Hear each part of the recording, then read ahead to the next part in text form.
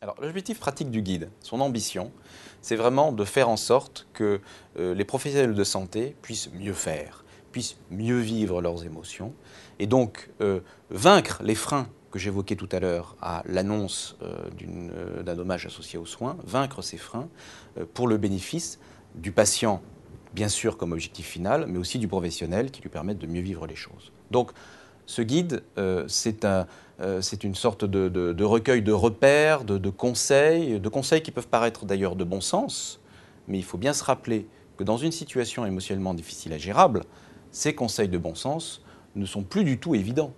Et sans être donneur de leçons, faire penser aux professionnels à exprimer des excuses, à exprimer des regrets, à faire preuve d'empathie, faire preuve de bienveillance, faire preuve d'écoute active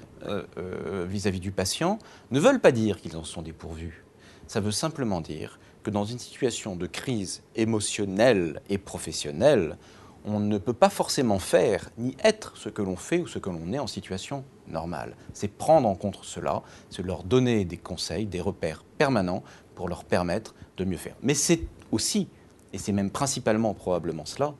de permettre aux professionnels et aux établissements d'anticiper la situation, de la préparer. Le guide ne peut pas d'emblée, lorsque la situation se présente, être le plus efficace possible. Il sera le plus efficace possible quand il sera anticipé dans une démarche structurée au sein des établissements dans lesquels tous les professionnels de santé auront pu effectivement se projeter dans cette situation avant même qu'elle se produise.